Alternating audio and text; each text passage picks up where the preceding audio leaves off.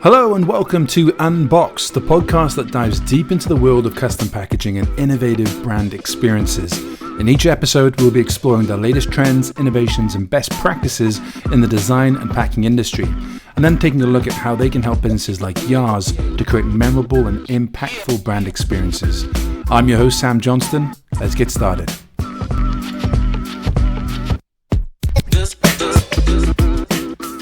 I'm your host, Sam Johnson, and in this episode, we'll be talking to Jennifer Stalley, who has led marketing at some of the biggest brands on the planet. We're talking the Facebooks and PlayStations of the world, the list goes on. And she's also the founder of fmcg Magic, which is an incredible organization where they provide sensory kits to spark imagination and expand children's minds.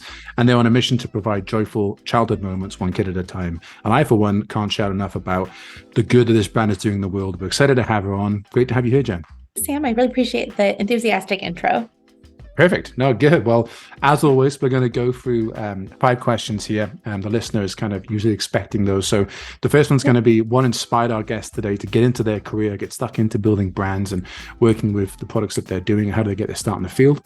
The next one's going to be how do they think custom packaging and product brand experiences can contribute to creating a loyal customer base. Maybe there's some examples they've seen out in the wild. The third one's going to be, can they share any success stories or case studies maybe where businesses have transformed their brand through marketing, branding exercises, packaging, in general, other things. The fourth one will be, what are some of the biggest challenges or roadblocks that businesses face when it comes to product, bringing those to market, branding, and creating those experiences, and how might you, the listener, overcome them, learning from some of the experience that she has. And the last but not least will be looking at the future, a bit of a forecast on, let's look at the future, maybe 5 to 10 years ahead, what's going to be happening in the world of packaging, products, and brand, and what could businesses be doing today to stay ahead of that curve. So without further ado, let's work all the way back to that first question, which was, what inspired you, Jen, to get stuck into your career and get to where you are today? Thanks, Sam. I appreciate it. I do not have a background in packaging and CPG. I have been working in entertainment as far back as I can remember. And I had an identity crisis about it at one point. And I thought, is this really how I'm spending my life? But yes, it is. I think there's a lot of joy and goodness in the world around storytelling and play and having that leisure time to let down and connect with people. And so upon further reflection, I can totally see why that led to launching a toy brand at one point. So that's how I got into custom packaging and the product industry. I was a pandemic parent. I had a toddler in the middle of the pandemic who was a bit speech delayed, like a lot of children were, because nobody was getting out of the house or seeing anybody talk other than mom and dad. And I learned that speech delay can really be helped by sensory play because it deepens the neurological connections that are made in a child's brain when they explore and learn about the world through play and experimentation. So I got really into sensory play, but it was really difficult as a mom. There's a lot of pieces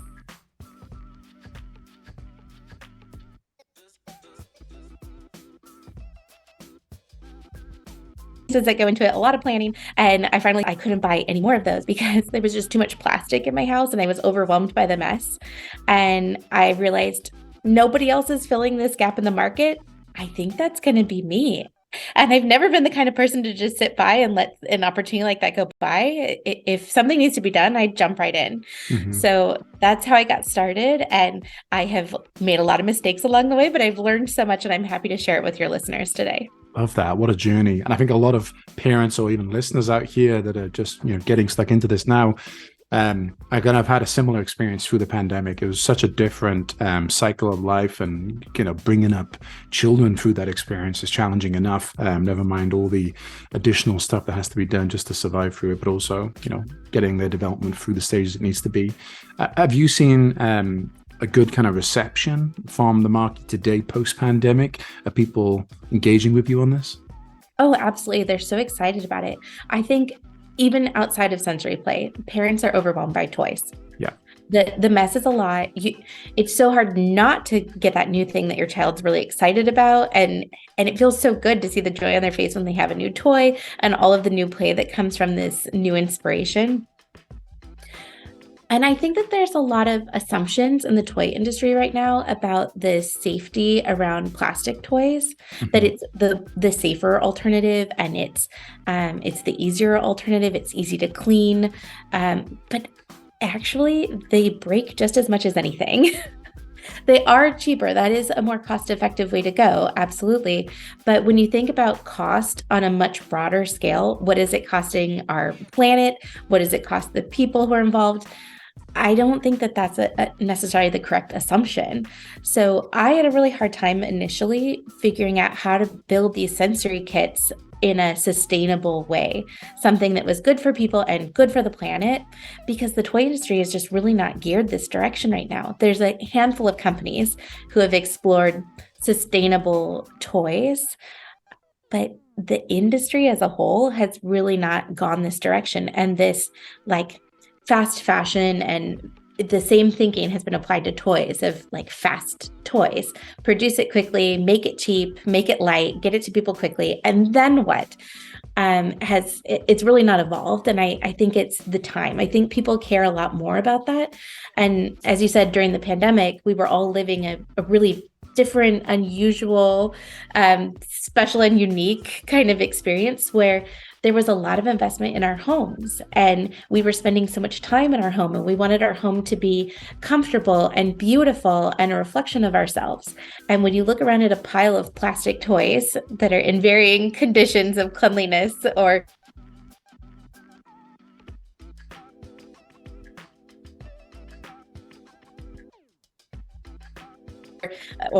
brokenness, right? One of the reasons I leaned into the sustainability, the natural materials, and the beautiful, really open, airy art and design of our toys, it's because I wanted mom to feel like she had something beautiful in her house that worked for her and worked for her children at the end of the day. Sensory kits include a lot of different pieces, which is really intimidating. When I first became a mom, I was like, I'm absolutely not buying a toy that has more than 2 parts. Like, I am not managing to keep all of these pieces together. I have enough on my plate that is just a non-starter for me. But once I learned about all of the benefits of sensory play, how it's anxiety reducing by up to 65%, and 1 in 3 children in the US are at risk of stress-related health issues, I was like, okay, well, this is great. We got to do this. When you learn about the learning that comes from it, the deeper neurological connections, that it helps with speech and language development, gross motor skills, social skills, imaginary play, independent play, I was like, I'm sold. But how do I make this work in my life so I'm not going crazy and managing 1,000 tiny parts all the time? So that was one of the reasons I really focused on creating a kit that was really simple, that worked for mom and it works for the little ones. It's easy to get it started. You literally take the top off, hand it over, and they go to town. Mm-hmm. And then when it's done, you just take all those little pieces and put them back in this beautiful bamboo box that has a wrap around the side with a design that corresponds to the theme. So even when you've got the boxes stacked on your bookshelf, you know exactly which one you're pulling off immediately. Is this the Halloween one or the mermaid one or the dinosaur one? You can see that without even undoing the whole pile and, read the top of it and see or open it up and see what's in there. So I really thought about what works for mom and the little ones when I made this happen, because if it doesn't work for both of you, like it's a non-starter, right? Like it's got to work for the whole family. I love that. Yeah. I mean, so often there's just a crate or a box that everything goes into and there's chaos in there. And then we put it in, forget about it, open it up, and then it's chaos and put it back. Yeah. But I think that within any kind of bringing a new product to market, there's usually like an early adopter crowd. There's like one tribe of people that are feeling the pain, or one, they're always looking for something new.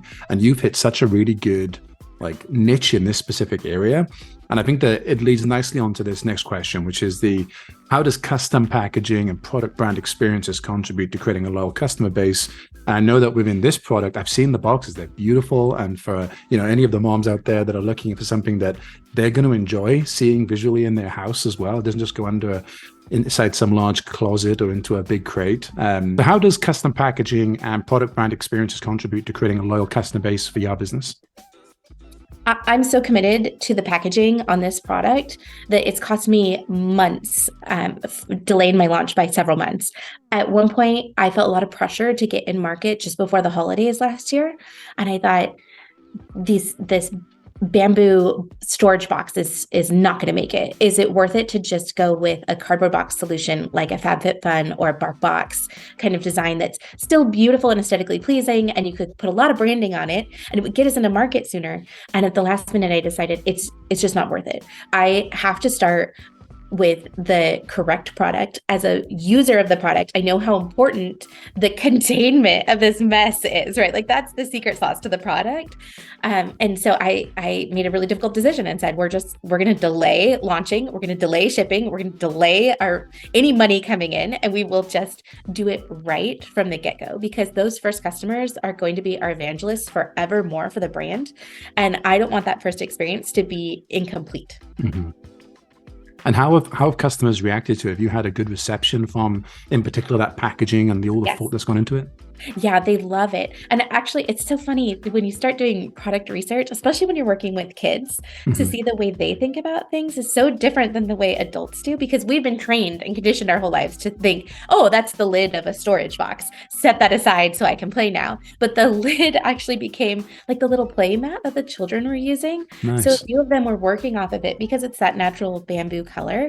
And they integrated it into the play that they were doing, and it made it really portable. They could take it from the coffee table over to the kitchen and just kind of follow mom along with it. Yeah. Especially for the dinosaur kit, like the bamboo it really works with the color scheme and everything. So that really surprised me. And I was like, of course they've thought of that. And there are other sensory companies out there that are selling plastic mats for playing on. And I was like, look at this. You don't need a plastic mat for this. Like the mess is contained. The Play-Doh is on the lid. It's all good. It's working. That's awesome. Well, I guess looking outside of the brand, I'm looking at like into the market. Is there any experiences where you've seen that maybe a brand has transformed its business by doing a new set of branding, redoing the packaging, or going through new design exercises? Did you have like any inspiration brands out there when you were looking at this? So on the complete opposite end of the spectrum, I have been working with one of my friends from college is launching an adult toy. And we were talking about the packaging and how do you make sure that it appeals to both the men and the women who will be included with this, right? Like you still want it to look very adult so that kids aren't picking this up should it ever be on a shelf where they would be around, right?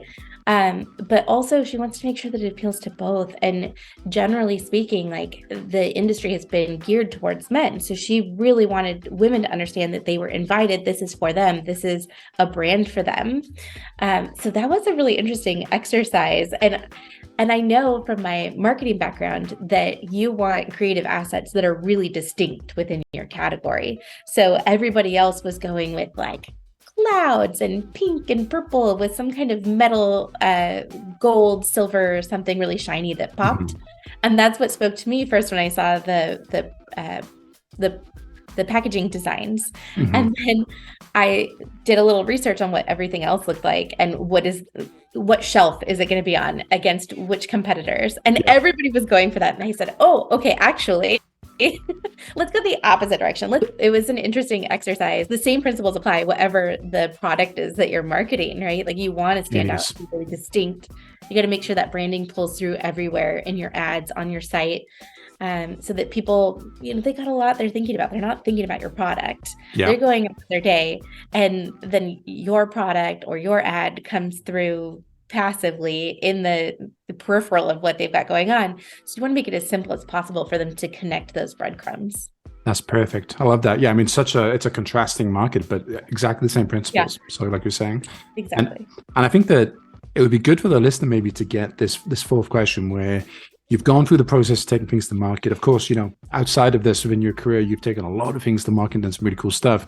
What are some of the biggest challenges or roadblocks that a new business is going to face when it's bringing a product to market? How about they overcome them?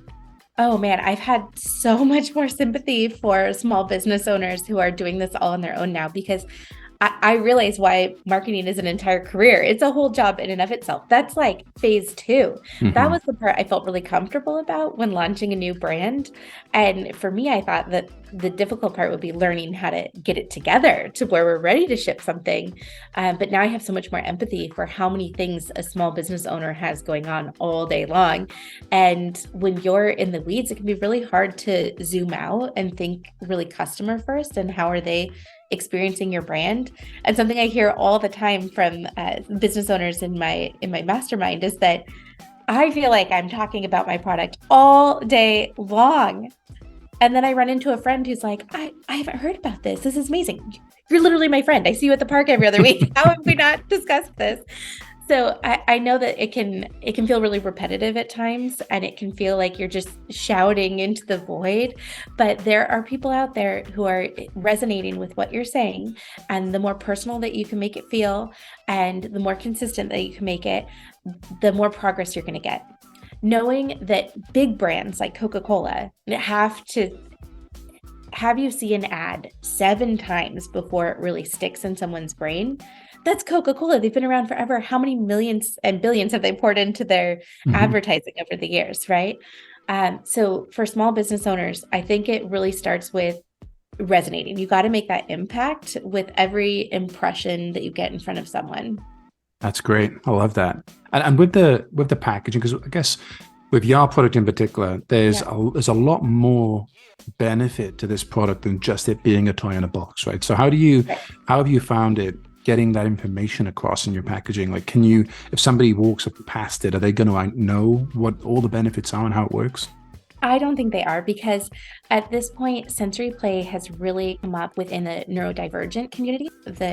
Their loved one learned to process sensory inputs and get stronger at that, um, the physical and the mental challenge that sensory inputs can provide, right?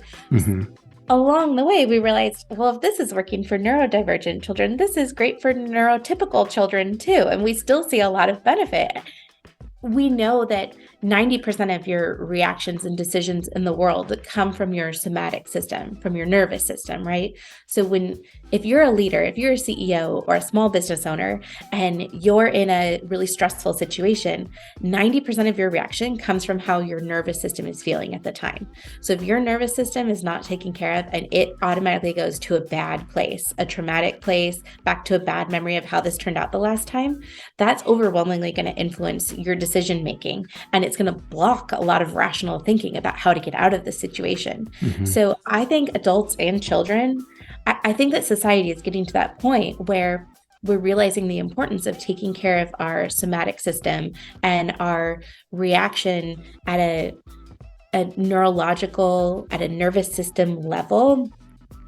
And that's going to make such a difference. And so this product really being within neurodivergent communities, there's so much potential to explain the value and to evangelize the value to a much broader audience, Hmm. and they haven't had any exposure to it. So I think I do have a lot of making up to do with a broad audience to explain this, the product, the value. There's so many different angles to it, Hmm. and it can be really overwhelming. So Yeah. something I have to do is take a step back and think about, how do I provide value to this person, this individual person, in this moment? Do they care most about anxiety and stress reduction? Do they care most about the learning and the purposeful, meaningful play that comes from this? Do they care most about mom's really overwhelmed and can't cook dinner at 5 o'clock and they need something that's really going to engage their child? Or the economy is in an interesting place right now. Is it more a message about value? How much time are they going to spend playing with this toy for my $40 investment? Yeah. And for some people, it's the sustainability angle. Like they're just not going to buy a toy that adds to the plastic buildup in the world. And so I feel like we've checked the boxes in a lot of different ways for each of these communities. We've got a buyback program for people who are concerned about the number of toys in the world. Ship it back to us. We'll refresh it and we'll donate it to a school. Love So that. we're trying to do a value-driven company at every level. Like we're doing as much as we can for the people and the planet all the time. It's just about picking which message is going to resonate with that person. And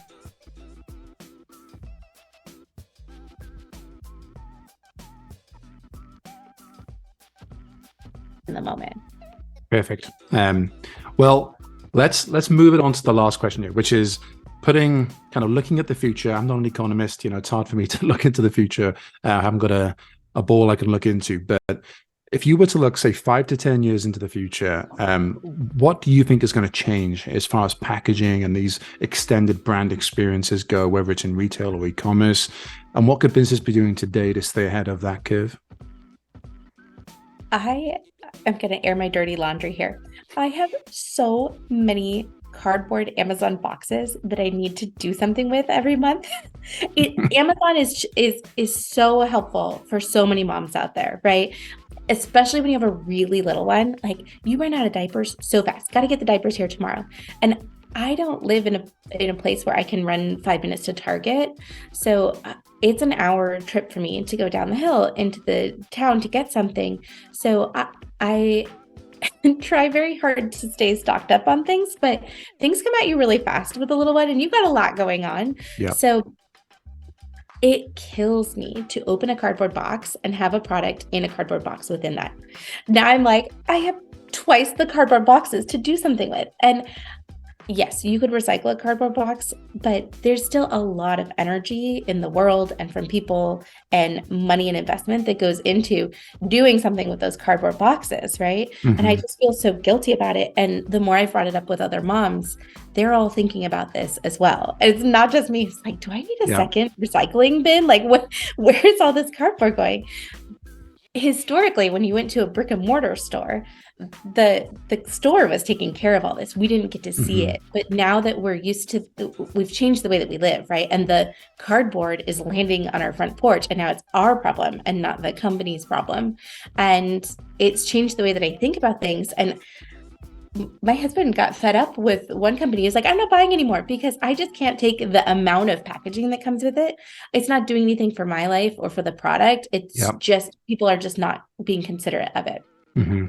That's awesome. Yeah. And I think there is movements happening around sustainability, and there is some fantastic advancements in the technology behind, like the actual materials that are being used to print or to package, or how we keep packages safe and make sure that the package arrives okay inside, so the product arrives okay with inside the package, rather than using plastic, polystyrene, and these types of things. And I think that over the next 5 to 10 years, that price point is going to lower as this technology gets better and as people get more use into it. But it is still a massive problem for today, and not one that's easy to fix. We've recently been working with a client where they're using kind of seed cardboard and seed paper that is able to just be planted. You can literally bury that stuff in the backyard. It's fully degradable, and then you have wildflowers that can come from it. But there's a lot of regulatory issues around that, and there's new regulation coming out to help to deal with it. But it's a challenge. So I think that you're absolutely right. There's a pain being felt out there, and it's not being addressed effectively at the moment. Right. There's an opportunity, Sam. There is, yeah. Maybe we should start a business. We should do this. Exactly. Well, I think the listeners have got some absolute gold here, and I'm really excited for the new business owners and the people out there that have these exciting new product ideas that just haven't yet taken that leap or taken that step. And I think you're a great inspiration of somebody that has saw a tangible problem in the world, has had the effort and the will to want to go out and actually take something to market, and you're smashing it. So congratulations. It's really, really good to see. Thanks, Sam. I really appreciate the time to connect with you. I've learned so much from you and your podcast, and I hope that there was some helpful nuggets in here for your listeners as well. Yeah. And how could people reach out to you? What's the best way for them to, if they're like, I've got to find out about this, where should they go? Yeah, we do all of our sales on our own website. It's meemzymagic.com, MEEMZY. magic.com. A lot of people ask me what is a memesy, and it's the nickname my daughter came up with for my mom when she would visit. So we don't call her grandma, we call her memesy. And when I was thinking about what I wanted my brand to stand for and what I wanted people to feel like when they engaged with our toys, I just kept going back to that feeling when grandma visits and everyone's living their best life. That's and great. I said, you know what? The domain is available. Off we go. Jump on it. So hopefully that helps people remember that. But we're on Instagram and Facebook, and we just launched our YouTube channel yesterday, where we've got fun little stop motion videos. So anybody out there with littles who love stop motion videos, find us at Memesy Magic. Love that. Awesome. Well, we'll put the links in the show notes to make sure people can get straight there without having to go and search away. And that is it for this episode of Unboxed. If you've enjoyed the episode, be sure to subscribe to the podcast, leave us a review wherever you're listening to it. It means a lot to us and the algorithm overlords. If you have any questions, comments, or suggestions for future episodes, you can reach us at unboxed@merchantboxes.com. Until next time, keep thinking outside the box and creating unforgettable brand experiences. Bye. Thank you for listening to today's episode. It was sponsored by Merchant Boxes. Merchant Boxes provide custom packaging to large businesses and small creators that customers love. If you are looking for award-winning custom package designs that make your business and products stand out from the competition, click the link in the show notes to find out more.